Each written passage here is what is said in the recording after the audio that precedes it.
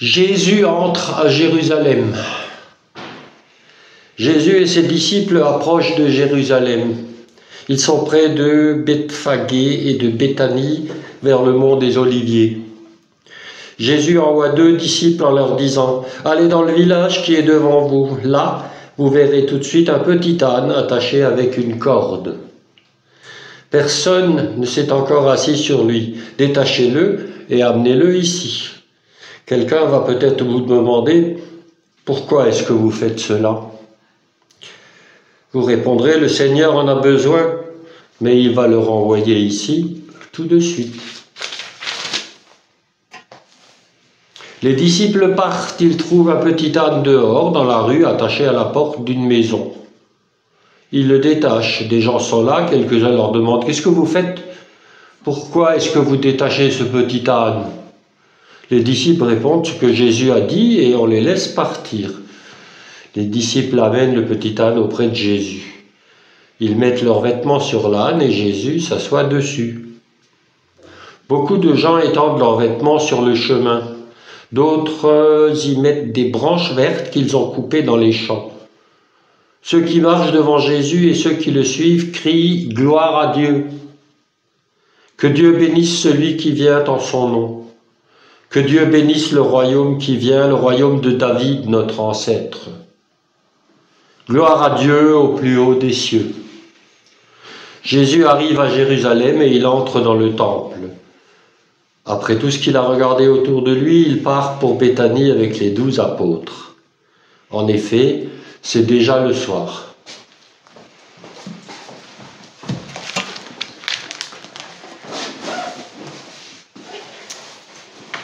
Pour cette fête des rameaux, moi j'aimerais parler d'un protagoniste important dans cette journée.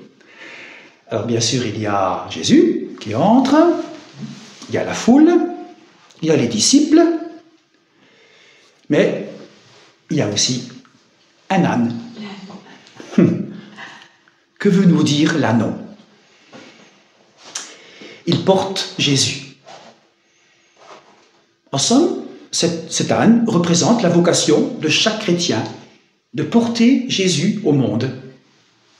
Porter Jésus, c'est devenir Christophore. Porter le Christ. Christophore. Alors, que dit le texte? 3 petites remarques d'abord. Le Seigneur en a besoin, dit Jésus. Jésus revendique le droit royal de la réquisition de moyens de transport, un droit connu dans toute l'Antiquité. Le Seigneur en a besoin. Je le prends. Deuxième petite remarque, il y a la prophétie de Zacharie. Voici ton roi, humble. Il monte une ânesse et un ânon, petit d'une bête de somme, dans Zacharie 9. Oui, Jésus est un roi de paix, de simplicité. Même Pilate va reconnaître que Jésus est roi. Sur la croix, il y aura ces 4 lettres I-N-N-E, I-N-R-I, Jésus de Nazareth, roi des Juifs. Et enfin, le texte nous dit « Ils firent monter Jésus sur l'ânon ». Comme David a fait monter Salomon sur sa mule au moment où Salomon accède au trône, oui, Jésus est le vrai fils de David. Alors, la présence de l'ânon qui porte Jésus a un sens plus profond. Il symbolise donc la vocation du chrétien, être porteur du Christ. Devenir, comme je disais tout à l'heure, Christophore, porteur du Christ. C'est le prénom Christophe. Christophe, ça veut dire celui qui porte le Christ. L'ânon est un des premiers Christophores. Alors je me suis posé un peu la question, comment devenir des Christophores? Comment l'Esprit de Dieu en nous vient-il pour qu'on puisse devenir des porteurs du Christ? Alors je vous laisse 3 remarques, à partir du récit des rameaux, 3 pistes. On peut devenir porteur du Christ, d'abord, Première, en servant nos frères et sœurs. On appelle ça la théologie du service, du diaconat. Être diacre, servir. Ensuite, on peut porter le Christ chaque fois que nous nous rencontrons, à 2 ou à 3, vivre la dimension communautaire. Et enfin, nous portons le Christ lorsqu'on suit la simplicité du Christ. On verra ça. Alors, le premier point. Être au service des uns des autres, porter le Christ par une spiritualité du service, la diaconie. Les 2 disciples vont vers le propriétaire de l'ânon et il n'y a pas de résistance. Le propriétaire est comme préparé, on peut dire, le Seigneur en a besoin, le propriétaire enlève la corde, et les disciples aussi, et puis ils prennent l'ânon pour Jésus. Le Seigneur en a besoin. Voilà, le propriétaire, il n'y a pas de réaction de sa part, il laisse, comme pour nous dire que le Christ nous attend dans les frères et les sœurs que nous voulons servir. Là où nous allons, en tant que porteur du Christ, en tant que âne, âne du Christ, un bon âne, on peut dire, eh bien, quand on va vers ces gens, ils nous attendent, on pourrait dire. Croyons que le Christ parle au cœur des personnes que nous allons rencontrer, avec qui nous vivons, nous travaillons, nous nous aiderons. Et à nous aussi, le Christ nous dit, le Seigneur en a besoin. Oui, le Seigneur a besoin de toi. Il a besoin de tes limites, de tes faiblesses. Chacun a quelque chose à apporter.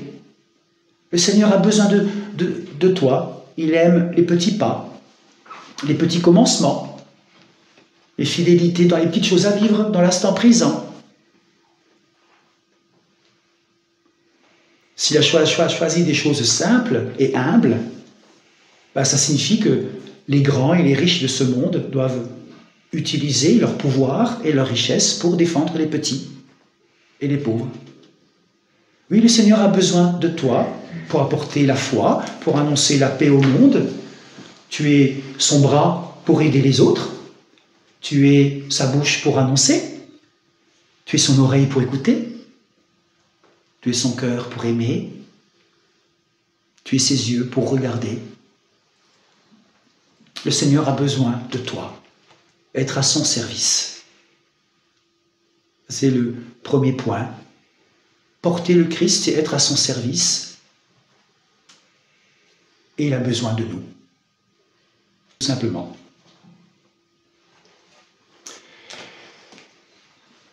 Ensuite, on voit comment Jésus a envoyé 2 disciples. Jésus avait déjà envoyé 2 disciples pour annoncer le règne de Dieu. Ils allaient 2 par 2, annoncer le règne de Dieu. Le royaume de Dieu est arrivé. Alors, pourquoi est-ce que Jésus insiste sur le fait que ce soit 2 disciples qui vont chercher l'âne? C'est que pour Jésus, 2 ou 3, c'est le commencement de la vie de l'Église. À 2, les disciples sont l'Église et ils vont chercher cet âne.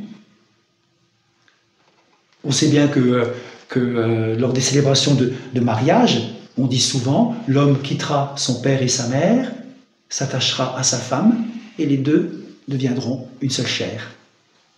Le couple, être à 2, c'est déjà le commencement de l'Église. C'est une vie communautaire. Oui, nous sommes des porteurs de Christ ensemble. Le Christ a apporté aux hommes cette lumière, et le Christ est apporté aux hommes par notre unité, par notre amour. Alors, c'est vrai que moi je me suis posé un petit peu la question, le fait d'être envoyé par 2, qui montre cette unité, cet esprit communautaire, ça nous fait penser à l'unité avec nos frères et sœurs catholiques. cette communauté que nous formons. Il y a les catholiques, les protestants, les orthodoxes. Comment vivre cette unité, cet amour réciproque? Et puis entre protestants, il y a encore des réformés, des luthériens et des évangéliques. Comment vivre cette unité? Et puis encore au niveau réformé, il y a encore des sensibilités différentes. Il y a des communautés différentes entre Nilvange, Thionville, Lutz, Agondange, chacun avec sa sensibilité.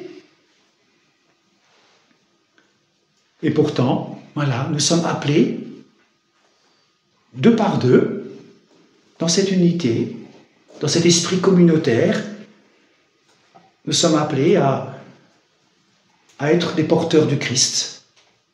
C'est la Pentecôte n'a pas été une expérience individuelle. La Pentecôte a été une expérience communautaire. C'est ensemble que nous portons le Christ. Ensemble, nous sommes visités par l'Esprit de Dieu. Donc voilà, c'est un peu une réflexion que je me suis faite en voyant les disciples deux par deux. Une spiritualité communautaire, ensemble.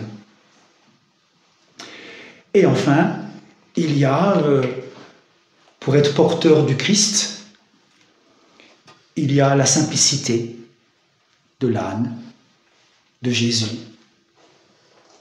On a lu tout à l'heure le texte dans Philippiens, comment Jésus s'est abaissé, comment il s'est humilié, on appelle ça la kénose. C'est un concept, j'ai regardé dans le dictionnaire, concept chrétien, la kénose, concept chrétien qui consiste à penser que Dieu se dépouille de certains de ses pouvoirs divins, tels que la gloire, la perfection ou l'autosuffisance. Oui, le Christ s'est fait petit, il s'est humilié, il a quitté cette gloire qu'il avait auprès du Père et il entre à Jérusalem sur un âne. Il choisit un animal pauvre. Imaginez les grands empereurs et les grands rois, lorsqu'ils entraient dans les villes, dans leur cortège de gloire, ils ne rentraient pas avec un âne, avec leurs chars, les chevaux et tout le cortège d'esclaves et de militaires derrière lui, derrière eux. Jésus lui rentre sur un âne. Toute sa vie, Jésus était marqué par la simplicité. Il naît dans une simple étable, et puis il va marcher, comme un pèlerin de Saint-Jacques, de Compostelle. Il marche, il a très peu de bagages,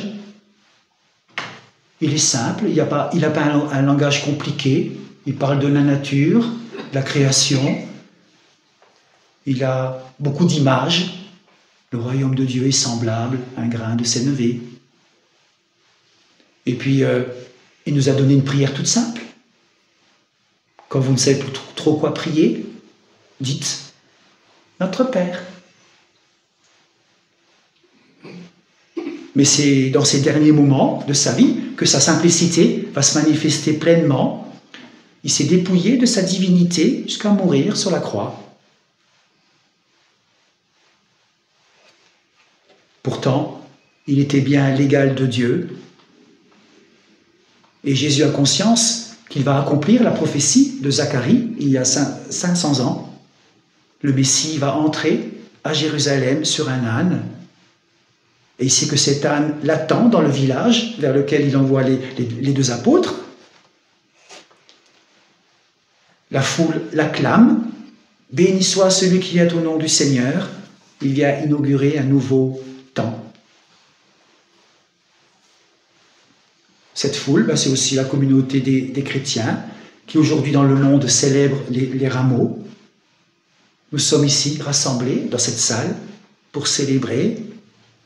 Et comme Jésus est entré à Jérusalem, il continue à venir à nous parce qu'il est avec nous tous les jours jusqu'à la fin des temps. Comment vient-il à nous? Comme il y a 2000 ans, dans la simplicité. Il vient dans quelques gouttes d'eau du baptême, Il peut venir dans le pain, dans le vin. Il vient dans la simplicité d'une prière.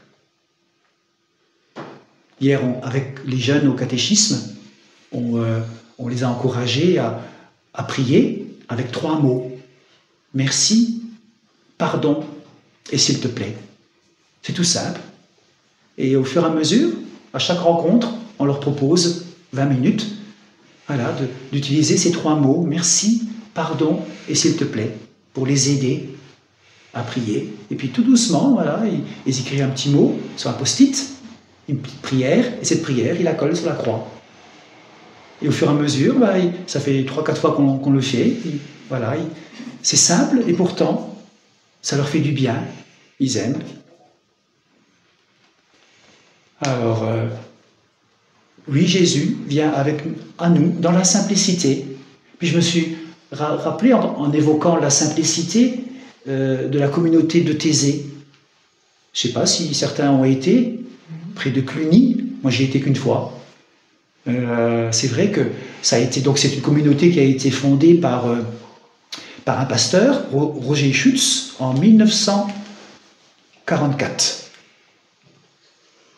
Roger Schutz. Et en 1949, ils deviennent 7 frères. Alors c'est inédit pour la réforme protestante. Ce sont les premiers hommes de cette obédience à fonder une communauté de type monastique. Et aussi parce que cette communauté a aussi une dimension œcuménique, Thésée. Moi je suis allé une fois et c'est vrai que les adultes, les jeunes sont marqués par la simplicité. Parce que pour le repas, il n'y a qu'une assiette en plastique avec une cuillère. Voilà. C'est un repas simple.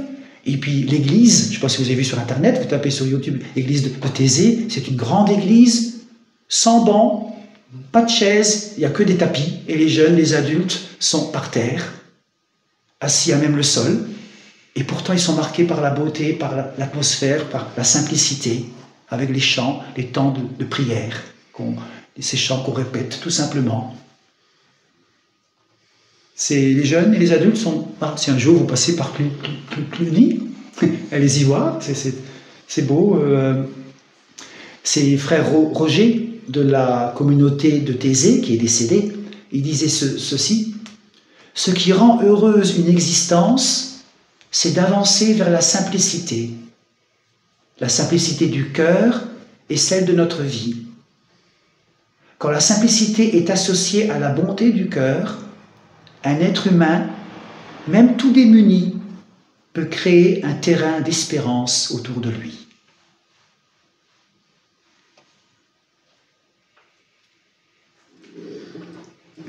Voilà, nous pouvons accueillir le Christ dans la simplicité. Il vient à nous. Alors, faisons-nous un cœur simple et résolu, et puis marchons, allons de l'avant. Alors voilà, avec l'âne qui rentre à Jérusalem, cet âne qui porte Jésus, rappelons-nous que nous sommes appelés à vivre notre foi comme un service. Nous sommes appelés à vivre notre foi unie, dans un esprit de communauté, communautaire, avec ceux qui nous entourent. Et puis nous sommes appelés à vivre notre foi dans la simplicité, comme le Christ a pu le vivre.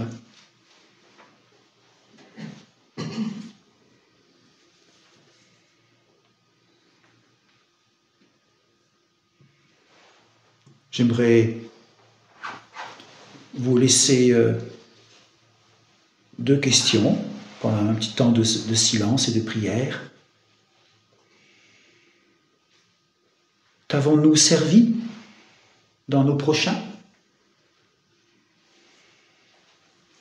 Avons-nous pratiqué la simplicité de Jésus?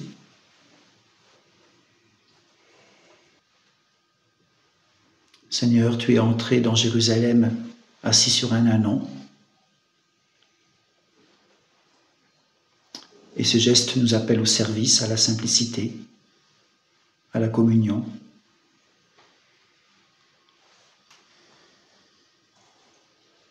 Aujourd'hui, tu entres dans nos vies quand nous te servons, dans nos frères et sœurs. Donne-nous de te découvrir en chacun.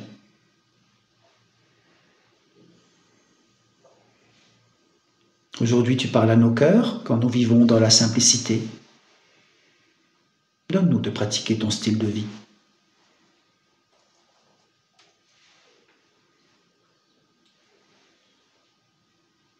Et aujourd'hui, tu t'infiltres parmi nous quand nous nous réunissons en ton nom. Alors apprends-nous de vivre les uns pour les autres.